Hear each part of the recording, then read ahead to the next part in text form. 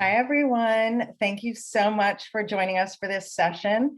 I'm incredibly excited and honored to be joined today by three journalists, writers, podcasters, ghost writers. They all have many, many monikers to them. I'll start with short introductions. We have Vanessa Grigoriadis. She's an award-winning writer, journalist, and podcaster who covers pop culture, youth movements, and investigatory topics.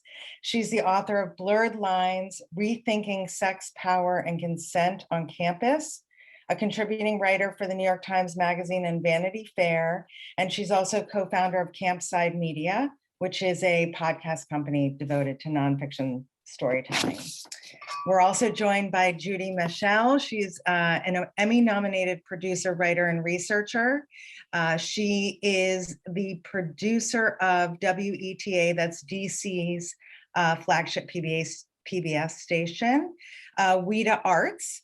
And she's worked at production companies and National Geographic, specifically focused on nonfiction. And then lastly, we're joined by Ben Wallace. Benjamin Wallace is a features writer at New York Magazine. He's a contributing editor at Vanity Fair and author of the New York Times bestseller, The Billionaire's Vinegar, The Mystery of the World's Most Expensive Bottle of Wine. Thank you guys so much for joining today. I know the audience wants to jump in and hear from you. I'm gonna start with you, Ben. So this festival is all about storytelling across many different forms of media and many different forms of expression. For starters, can you tell me how you define storytelling? And given that you work both in print for long form stories and also books, and I happen to know you're also a ghostwriter, can you tell us a little bit about what you think differentiates storytelling across those different, whether you're doing writing for New York Magazine or you're working on other pieces? I mean, they kind of all work similarly, just at different scales, like all of them involve research, all of them involve kind of getting into the subject and then figuring out what the story is. You're looking for, a character, you're looking for incidents, you're looking for what's your beginning, your middle, and end. And then you're just sort of gathering the facts that you need in order to tell that story. Just a quick follow-up question before I move on to someone else. What do you find is your favorite sort of genre? Do you prefer to work in sort of investigatory stories, politics, culture? Where do you find your passion, where you're most fueled? Really, it's not subject dependent so much as just, is there an extremely compelling character at the center of the story? I mean, there are certain topics that I don't particularly spark to, like politics and sports, but other than that, pretty much any field is game as long as there's a great, character at the center of it. Okay, thank you. Judy, working in television, so you specialize in long form, and what you're doing now seems to be focused a lot on arts and culture. Similarly, do you focus on character? How do you build your stories? And tell us a little bit about your process. I can't hear you. Oh my God. That thing that everyone does. Like Ben, I'm looking for the character, right? I guess to sort of build on his answer, well, your first question, I see journalism as reciting facts, which may or may not be related to one another. I'm thinking like the sort of the straight journalism, and that it makes dots and links them, and what I'm doing is I'm filling the spaces between the dots, and I'm imposing story structure, and an ending, and I guess it may or may not be true, and this is a mistake that I think a lot of people make about documentary as a form. For some reason, they just see it on television as a story and they believe it to be true instead of really getting that it's mediated through the maker's point of view and their objective. And I think one thing that I do maybe differently from Vanessa and Ben is because I'm using the visual as well as text to tell the story. I can manipulate the recipient, the consumers, in ways that maybe print journalists can't, right? I'm juxtaposing images that create an association, montage. I'm framing the images to draw your eye toward one element or another. So I think that's something a little bit different about what I'm doing. But I'm also looking for a character, an arc, an interesting story, someone overcoming some obstacle. Got it.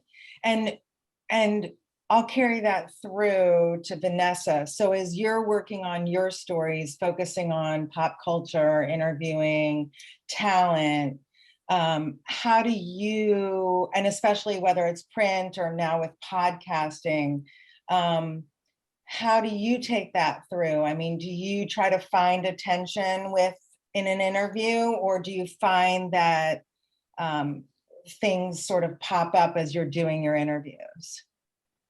Yeah, I definitely just do the same thing, which is look for great characters. I think that I focus more on finding a conflict, perhaps, or conflict through a series of people. So maybe not just the main character and the main character's conflict, but multiple people involved in some sort of situational and ideological conflict, and that's generally what I look for, and something where I feel like the disparate points of view on some theme in pop culture or some larger societal theme or some humanitarian humanistic theme can be pointed up through the points of view of the people that I'm talking to.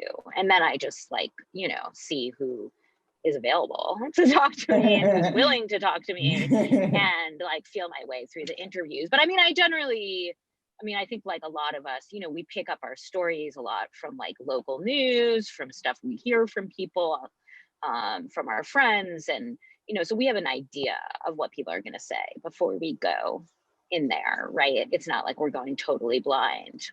Particularly today, when so many subjects have social media, you can really see okay, this is what this person's all about, Well, let me, If I could. Oh yeah, go ahead, Judy, please. Just wanted to jump in. One thing that it limits me is that I absolutely can't tell the story if it's not visual. Right? I can't tell really interesting parts of a story if I can't put it on camera somehow. Someone needs to say it. I need to be able to illustrate it. So there are many kinds of ways. There are many ways in which I'm actually limited into what story I can tell and what facts I can say. Yeah, no, absolutely. And I'm sure that's something that you get, whether you're being pitched or you're looking for things. How often do you go down a road and have to sort of turn back because it's not what you thought? Oh, all the time. Is that directed to me? Yes. Yeah. All the time if I haven't done my research well enough, right? I walked into a story that I thought was a story about storytelling, a storytelling program. So that's good for me because people are participating and telling their stories. And it actually turned out to be a political activism program, which is really interesting, but it's not good for an arts show. Yeah, Right? Of course. No, absolutely. And Ben, what about you? When, what is your process in terms of how many stories are you trying to dig into or start researching? What's the ratio of sort of story research to what actually you end up following through on? It's pretty high, but largely because since I work for New York Magazine, a lot of my stories are assignments, so that's like a 1-for-1 ratio.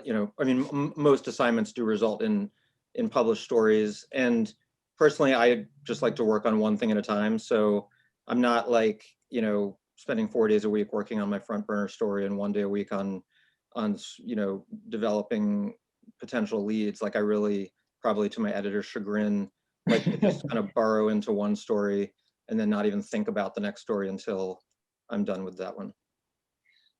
Do you work on one story and then also are you writing your own stuff on the side? Are you still working on books and other ideas, or is it really like I need to like immerse myself in this No, I process? mean, right. I mean, like, yeah, like right now I'm working on a television script on the as my like moonlight activity, but the the day job is pretty consuming, so it really is like by moonlight that I'm working on that.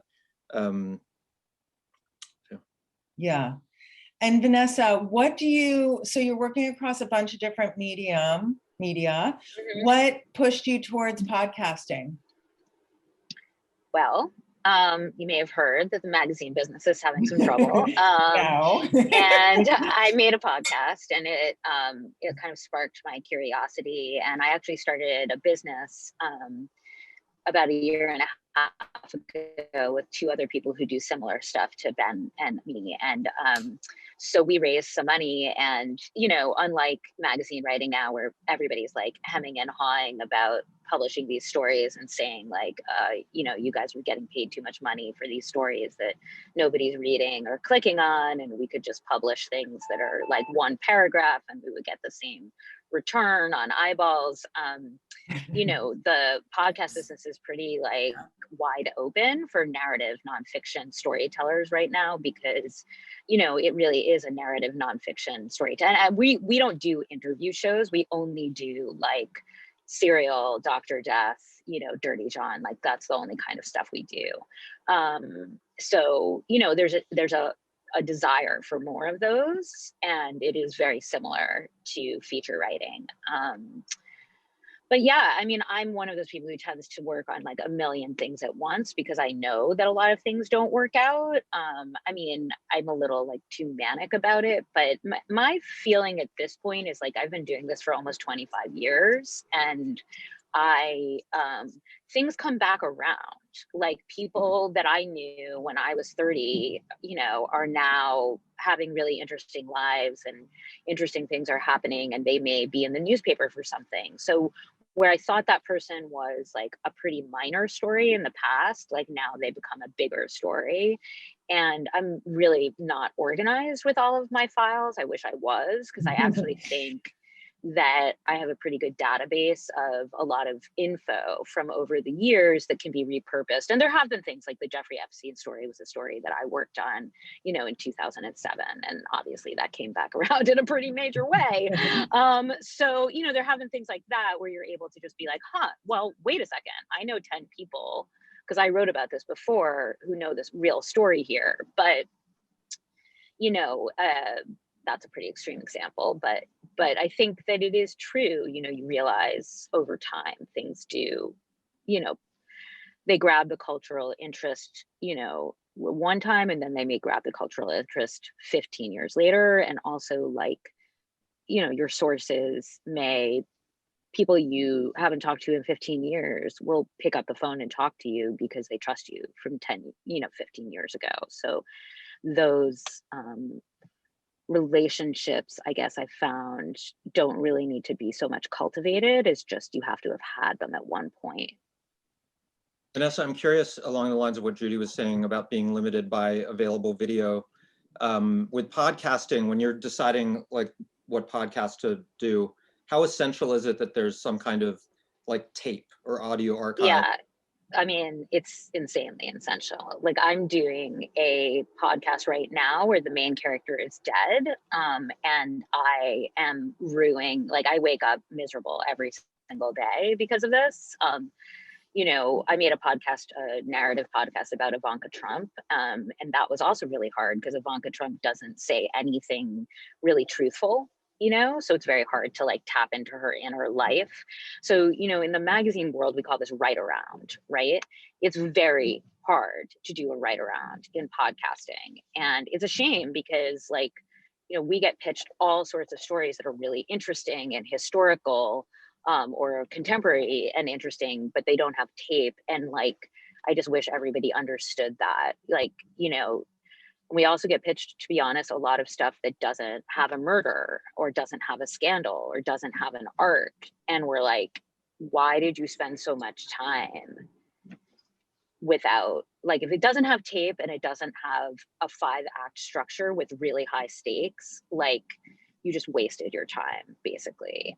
So if there's one thing I can put out into the world, it's like the people, we almost have been talking about putting something like this on our website, because, you know, we do get pitched by people and we want people to know, because it's better for us if they know that up front as well, you know? Vanessa, I get that all the time. I get that Yeah. all the time. Oh, this is really interesting. You should do a story. And something merely existing is not yet a story. And then you're doing the education, the education part of it. I just wanted to comment that this fact of needing the visual to be there, and this bugs me, privileges the well-resourced, right?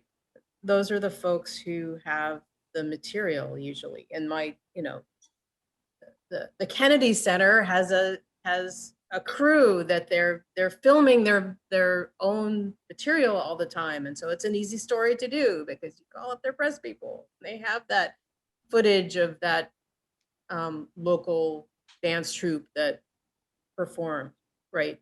The theater that is only running one weekend, or even a pop-up cool art story, if I can't have the lead time to get a crew there to shoot them, if they don't have their own footage, because that is broadcastable, as I do broadcast, I can't tell it. No, that's really, I would think that's really critical. And I think for people, it is just not understanding, or even for other people not doing their own research.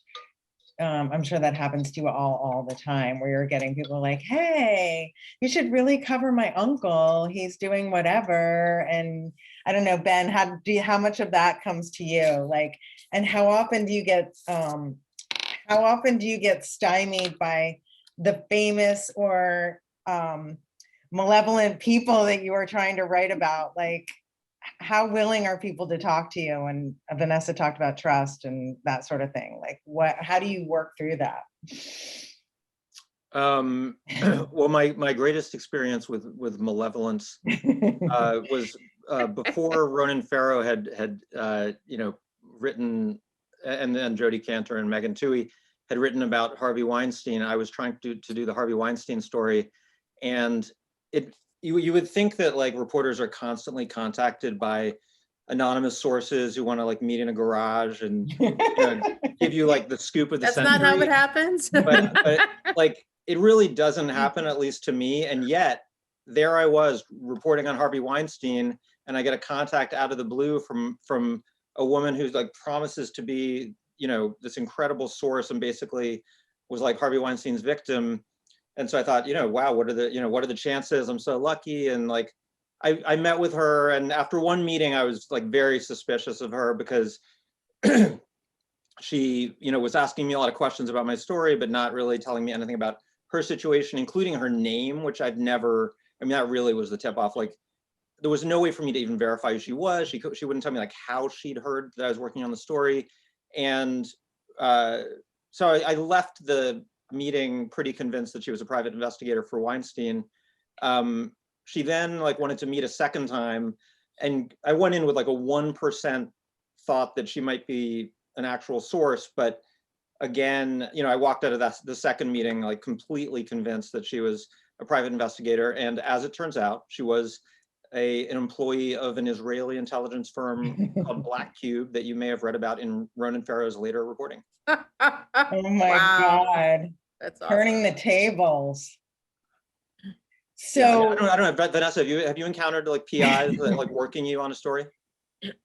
Never, no. I mean, I might not, maybe I didn't pick up on it. I might not have known. No, my experience, sadly, is that like people just don't want to talk to me, and I have to, like, I'm not talking about like your normal human being. Your normal human being is happy to talk to me, but the like communications departments tend to be pretty like averse because, you know, I have a long career of doing a certain kind of story and not like pulling punches. And, you know, everybody, you know, supposedly wants to tell their story in America today, but that's not really true. They really want to like tell their story on their terms and like, you know, a Netflix documentary that they have final cut on. So, you know, when you're talking about huge, huge people, it's, for me, over time, I used to do a lot of stories with a lot of access, but over time, I've found that like access is denied too much. So I basically do stories, you know, that are more scandal oriented, at which point people are very happy to talk to me because they realize like,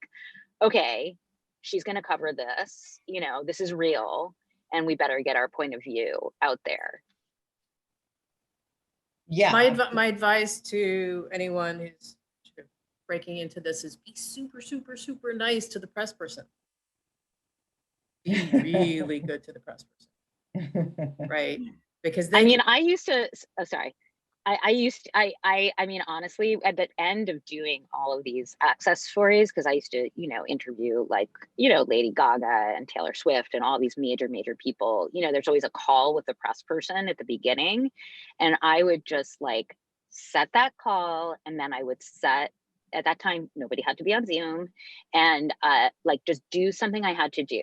Like I would reorganize all my clothes, like anything that I had to do so I could deal with being on the phone with this person for like an hour and a half and being as nice as I possibly could be and be like, that's so interesting. How long have you been representing her? Oh, it is fascinating. Where did you grow up again? And just make the person feel like, you know, you care. And like the truth is you are going to have like a pretty serious relationship with this person. The person holds the keys to the castle.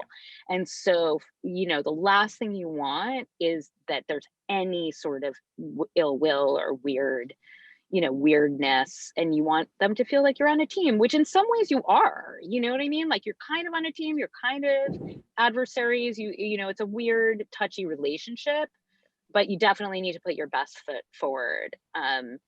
I definitely would recommend the sock drawer trick to anybody. Well, you know, it's funny because I sit on the PR side of it and also know that like at the end of the day, you want to get to a place where you feel like you wrote a great story or you did a great piece.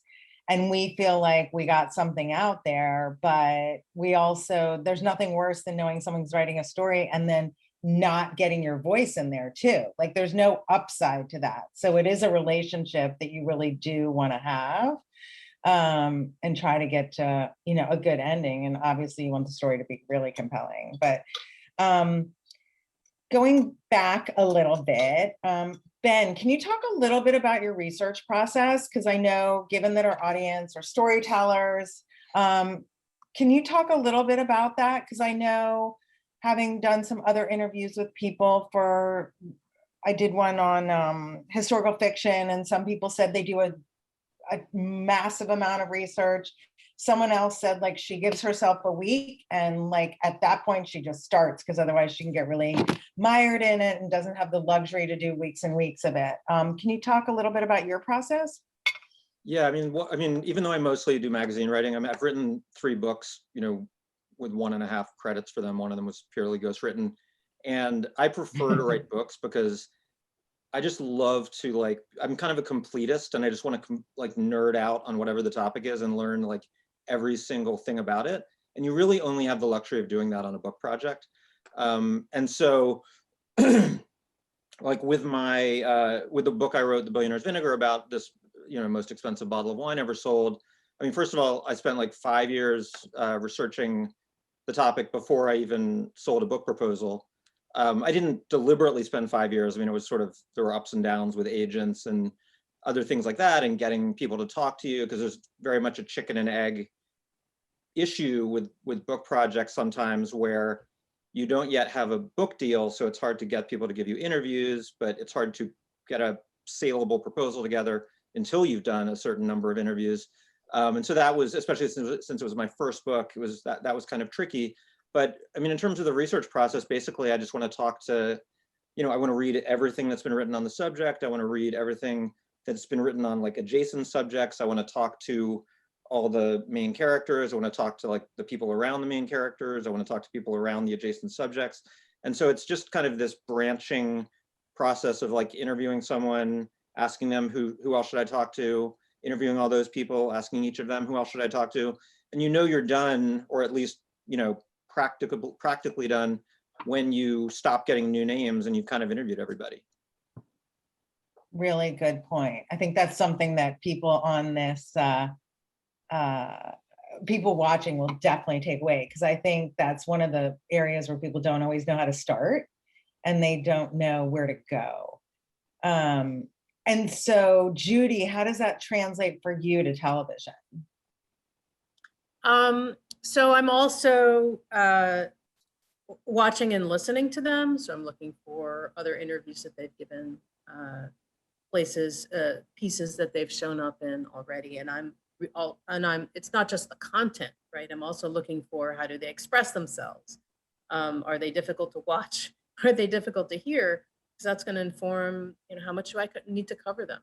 I'm also doing pre-interviews with the subject, which I'm also using. I'm not just getting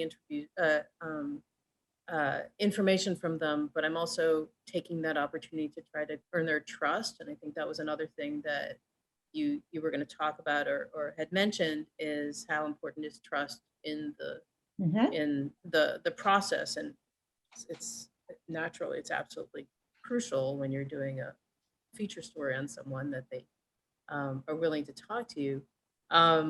So that's sort of perhaps the extra layer that I'm doing. I also don't have a ton of time, right? Because I have air dates. So I mean, the place in which I have a ton of time is I can drop a story, or say that story is, you know, really going to be developed for a way in the future episode. But people, once you start to talk to them, they want to know, when am I going to say myself? When am I going to see this? So it cuts both ways. Vanessa, for you, I'm not going to ask you the research question. I'm going to ask you, how do you go about developing questions, and like how much of it do you have in advance versus listening for things to jump on, whether it's in your print, or I know you were talking about you do more serials for podcasting. How do those contrast as well? Yeah, I mean, for print, I very rarely have a list of questions. I usually have areas, or I have details that I know I need to get. So I have that all written down, and then I'll cross it off as we're going through. It also depends, like how much time do I have with the person? Is this like 45 minutes and it's over, you know, then I might be more detailed with that list. But if it's like, you know, limitless time, then I wouldn't have like hardly anything. You know, I do tend to ask people like more about their childhood or something like that first, because I think it sets like a good tone, like an intimate tone.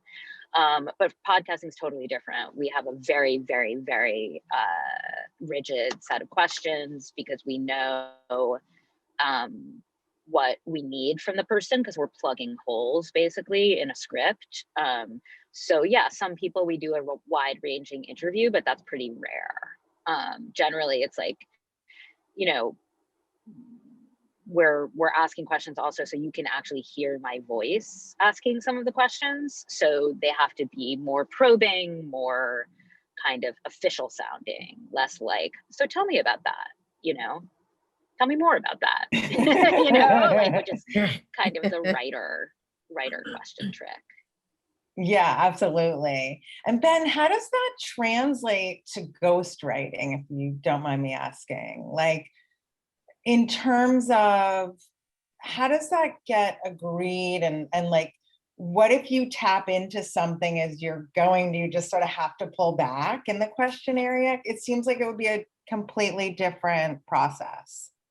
I mean, I've only, you know, I've written one, I ghost wrote, you know, a memoir for someone, and I wouldn't have done the project if I wasn't convinced upfront that they were willing to like go wherever the story went and be candid and talk about difficult things. And so and the other thing is I had unlimited time with this person because it was their book, right? So, and they were committed to it being a good book, and they had a lot of time on their hands because, you know, they had just emerged from prison. And so I didn't have to worry that much about, you know, sort of having exactly the right questions, because I knew I could always go back to him. Having said that, as we were moving along through the process, I was keeping track of like, what have we done? What have we not done yet? Where are the holes that I need to go back to him on? But so it was actually a very relaxed process in terms of, you know, what to ask. And I mean, were there some areas that were sensitive? Yes.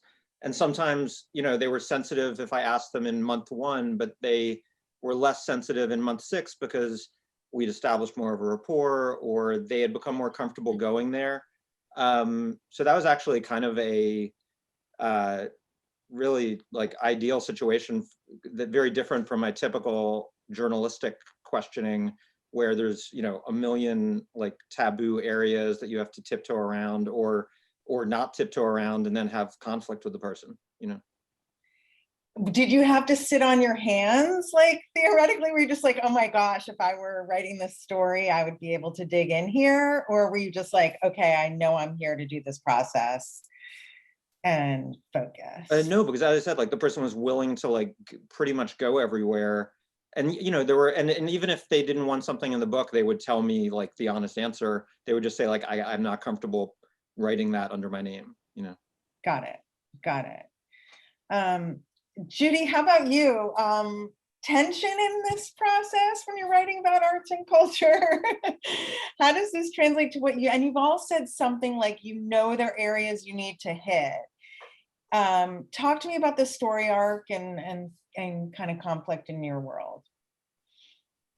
Yeah, so I constantly have a conflict between I have a story already and I'm plugging in holes, and which there's a lot of pressure to do because it's very expensive to do what I do. So get in, get out, and wanting to find what the story is and tell it. And I think that's a message I have for beginning documentarians, is people have this grandiose idea that they're going to go out with their camera and find the story, spend all this time, and then figure it out and edit. And it's so much cheaper to shoot than it is just in terms of your time, than to go through hours and hours of footage that you may have acquired, and you'll never complete it. So you do need a structure. You do need to figure out what it is that you're trying to tell. It also does need to be flexible enough so that when you're out there and your subject says something that is really interesting, which is not the direction that you thought you were going, you can accommodate it. I'm very fortunate in my job that I can do that, that I can take the story this other direction. I'm not sure that that answers your question, but it's a point I wanted to make about the resources that are required. It's very expensive to get a 3-camera crew and all the lighting and all that stuff. I don't, you know, maybe I can have 2 retakes, but if they don't say it in a useful way the first time, if they don't, then, you know, then I'm stuck. So I don't really have that luxury. I don't have the luxury of getting one answer one time, another answer another time. Maybe I can stick it into narration, have them say what I needed them to say, but I may not have. My management may not like narration, which they don't. It seemed to be pretentious, so they really want. They want the characters to be telling a story. And Vanessa, what's the relationship like with your editors? You know, what's that sort of journalist-writer relationship like with your editors? And what's some advice you'd give people who are maybe starting out? I mean, I think the editor is the most important person in your life. and you should always just be as humble as possible and listen, and the editor probably knows what he or she is doing.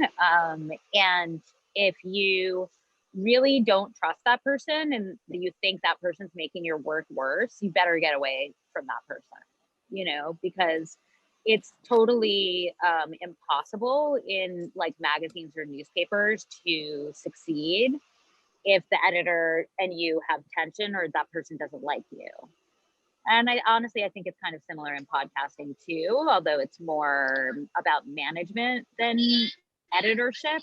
But yes, I mean, you have to hold that person close. That person has to be your confidant, has to be your friend, has to be somebody you respect. Yeah, I would think it's got to be, and also, as you said, like trust built there too, that you feel like they're making your writing better or your podcasting better or your television better. Ben, what, you play both roles. You're an editor and a journalist. Which side do you like doing more and why? I mean, I prefer being on the writing side. And so I've done that for most of my career, but when I was an editor, I did like it. I mean, I at first it was like a nice break from writing, because writing can be like super intense and you're on this emotional roller coaster in your work of like, how's the story going? Because that's how you're doing. And it's just really can feel oppressive after a while. And so becoming an editor was kind of a nice break from that, because you're not nearly as invested in the work. You're managing like 30 different things, other people's writing, and you're just never going to be as invested in it as the writer is. You also have the luxury of like spitting out ideas that you're not responsible for executing, which is really liberating and fun. I mean, you don't even have to really take into account like how difficult are they to execute if they sound like good ideas. I enjoyed that, but after a few years of doing that, it also did ultimately feel unsatisfying on some level for the same reasons that I liked it. Like it wasn't, you just didn't have like full ownership of anything, or full control over anything. And so, I went back to writing and have done that ever since. Judy, have you been on both sides or primarily creator, producer? Oh, I've been on all sides where, sometimes I'm responsible for a very teeny part of it. Finding archival footage that is going to support a story and being responsible for the whole episode and how the pieces work together. In terms of writing, I find writing very difficult. I find myself sort of pulling the words out of my heart. So I'd much rather be editing my own writing than writing it the first time. But the writing of it that is also the conceiving of the idea and finding the people and having it all fall into place. I've done small parts of it, like knowing that this shot needed to be acquired in order to tell the story. And I definitely find, I think as Ben said, owning the story much more satisfying. There is no glow that I get to participating in the highest profile possible piece if I don't have the editorial control. If it's not my voice that's coming through, if it's not my story, if it's not the portion of the reality that, or my interpretation of the truth that I'm presenting to a viewer, hopefully to get something out of it, hopefully what I want. And that touches on something I wanted to follow up on, and something you had said earlier, which is, each of these pieces is what you can create, and how you can relay it to the audience is your interpretation of facts. Vanessa, how does that feel different for you, whether it's book writing or articles or podcasting? Like, how do you bring your point of view through, especially in this sort of world of podcasting? Well, I mean, I think I'm still like figuring out the podcasting world. I mean, for writing or articles, like I really understand that. Books, I think I don't understand as well. But podcasting, you know, it's hard. I mean, it's hard to tell somebody else's story while at the same time being like a relatable host. I mean, I think we all probably agree that like storytelling is about telling your story and not the subject story. And until you start like reshuffling information and putting it in like an order that you understand and putting your own spin and ideas on it, like it's not really a story. Like you haven't even started the work that needs to be done. You know, in podcasting, I think a lot of people come from public radio, and that's been hard because they're very much like kind of, you know, just factual reporters. And we try to explain like, no, we're actually making a story here, you know. That's, it certainly is extremely, it's a medium that has a lot of the same elements as magazine writing, but you combine them in a different way, I would say. And are we going to see you also branching into television? Like, are you like Ben in this moving into the screenplay world? No, I'm really not. I'm really not. I mean, I like this because it's kind of similar to what I'm doing. And also like, I just don't have a lot of like, I'm just like exhausted by meetings. And I find that like, you have to do a lot of meetings in that world. I'm just not that interested in that. So Ben, tell us what sparked your interest in the screenplay world and sort of where that's going. I mean, as Vanessa mentioned, you know, there's been a slow death of the magazine world. So that definitely, you know, made me start thinking about like what else, how else can I get paid to tell stories? And you know, and it's not just about getting paid, but it's about sort of cultural relevance. Like when I got into magazines, like I grew up like loving magazines and just being sort of a magazine romantic, and like, you know, I would collect like, you know, old magazines on eBay, and you know, I just loved magazines, and it was really a dream for me to work in them, and magazines were this special thing. And in the last 10 years, magazines kind of stopped being a special thing, and they became really culturally marginal in a lot of ways. And I feel lucky to work for New York, which I think remains a really good magazine. But just the sort of the you know, reward to work ratio kind of went out of whack, and it's no longer as fulfilling to work in magazines. So that's sort of the push of it. And then the pull of it is television has become so, you know, so kind of creatively explosive, and there's so many opportunities there. And it's, you know, there's just much more, I would say, I don't know, latitude to tell stories in interesting ways and about interesting topics. And so that really has driven it. And there's so many platforms now. I mean, So many platforms,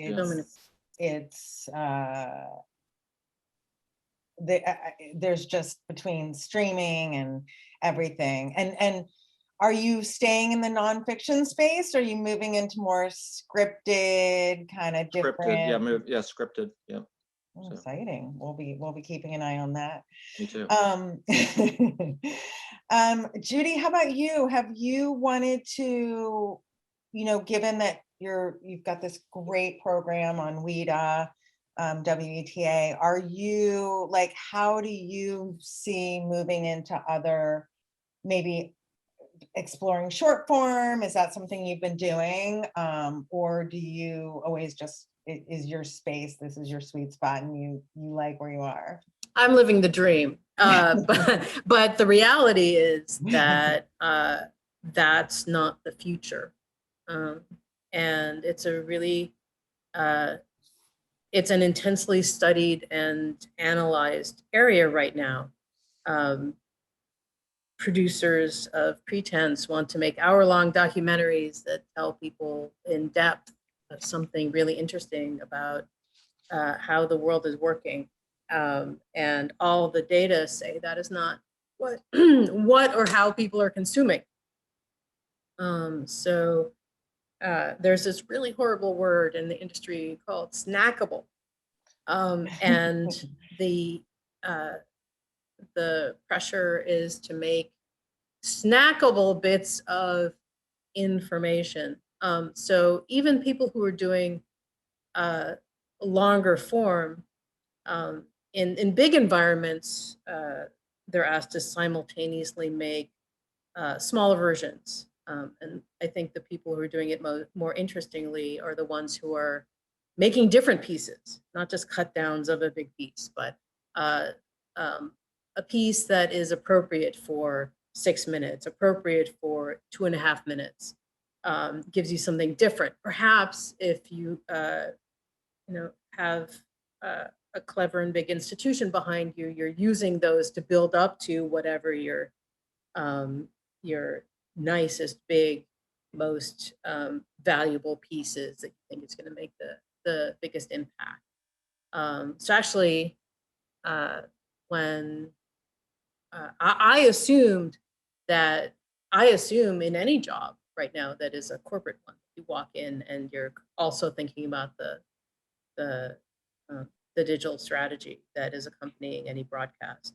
And the fact is that that we're approaching that time when more people are doing streaming than are doing broadcasts. It's not far away, and so anyone who does not have their strategy ready is going to be in big trouble. Having said that,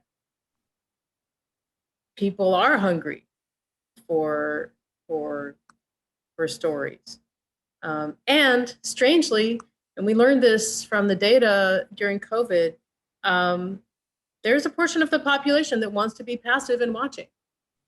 They want to watch a broadcast-like situation where some entity is saying, well, at 8 o'clock, we're going to show this, and at 8:30, there's going to be this. It was very fascinating, because all the money is on, everything's going to be on demand. So how do you account for things like Tiger King and the kind of, Tiger Woods documentary and the kind of explosion in like longer form, documentary as a space that it seems like streamers are interested in because maybe it's cheaper than production, dramatic production?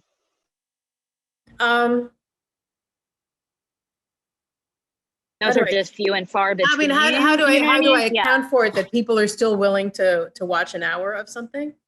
It's got a compelling story, right? Yeah. So it's got a compelling story and people are willing to keep watching. If it's a train wreck or there's a possibility of something terrible happening, then they'll keep watching.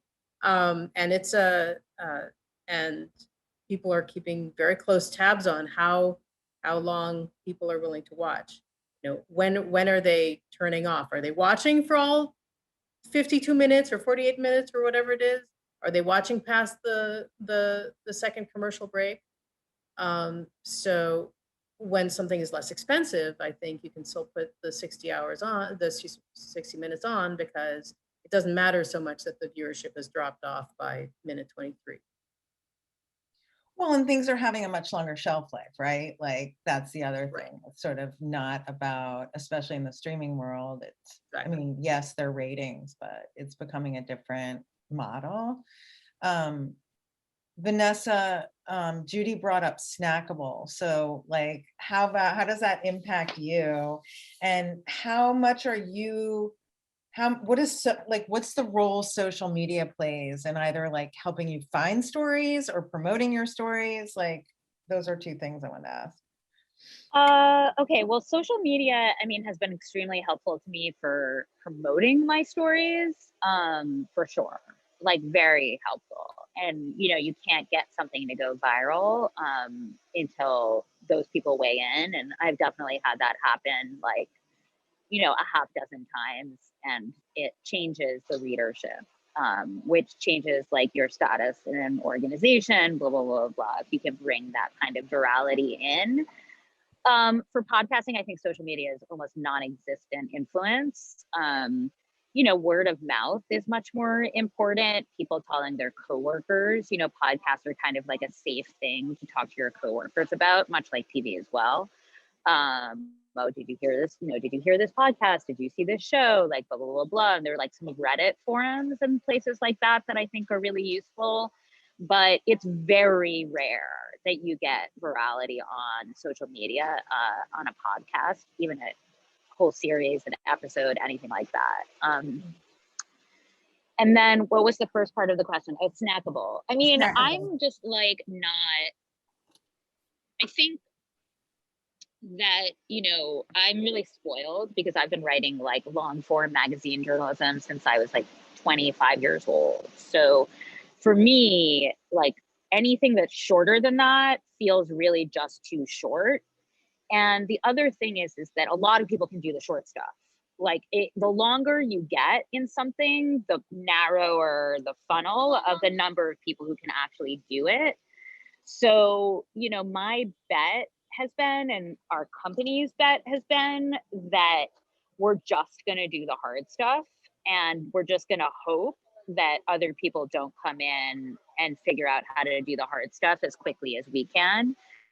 I think the issue with magazines is really real, which is like, you know, a whole bunch of editors got put into place at magazines who don't even know the difference between something that's good and something that's bad in terms of like long form journalism. So like that was a real like eye-opening, insane moment where you were like, oh my God, like all they see is that my article is more expensive, and unless my article goes viral, they literally don't think it's any different than this one that was just filed by somebody who just filed their first article, you know, like, and that was scary. Like, it was like a real moment of like, oh my God, management is here, and management is gonna really like look at this whole project in a totally different way. Because we always thought of it as like, you know, a fun project, like doing the yearbook together, kind of artistic, kind of not, just like a fun lifestyle thing, you know? I mean, to be totally frank, also, like I have kids, and it became a lot less fun to like jump on a plane and go somewhere, and like be on deadline and all of that stuff. And I think that's part of why you see a lot of moms and, you know, now also dads like moving away from media. You know, it's not only that media has cratered and everybody wants 27-year-olds, sorry, that's my dog, but it's also that, you know, the demands of media when you are a parent, particularly during a pandemic, are so, unlike, they're just unpredictable, you know, like nobody can predict their family life around it. That I do think you see a lot of people moving away from it when they get older. That's a really interesting point. And Ben, I'm sure you probably have something to add to that, but I'm going to ask, we have just a couple minutes left. I wanted to see if you all could just kind of give your closing advice to people, no matter what phase they're in, but more likely starting out or have an interest in really digging in on nonfiction storytelling, and some tips like you wish you knew when you started out. So Ben, I'll probably start with you. I mean, the world has changed so much that like nothing that worked for me when I was starting out really is applicable anymore. Yeah. But I mean, I would say like in a gatekeeperless world that it largely has become, it's both easier and harder to get started. I mean, if you want to write, like, you know, post something on Substack or Medium tomorrow. If you want to get paid to write, then, you know, get a foothold wherever you can and just start burrowing in and working closer and closer to where you want to be, you know, as a paid person. Okay, Judy.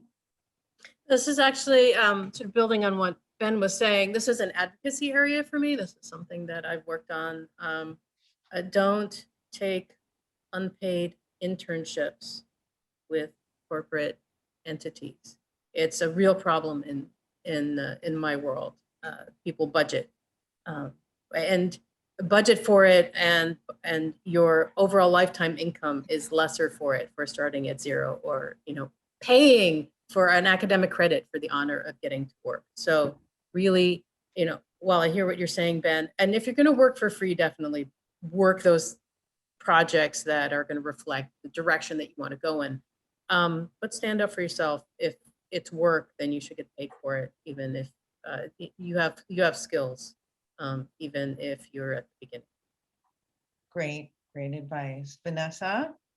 I mean, I would say that I would be very, very, very hard pressed to advise anybody to go into print, anything with text-based journalism at this point, unless it's like the only thing you want to do in your entire life and you can't imagine a life without it.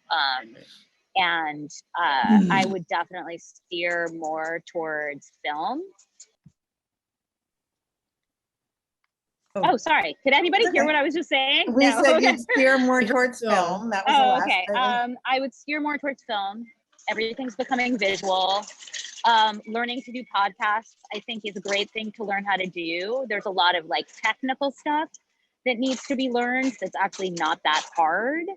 That if you learn how to do that, you might be able to get like jobs doing that and then cross over more creatively. But I would really look more to visual storytelling at this point. Okay. Well, thank you guys so much. This hour has flown for me. I hope it's fun for you guys.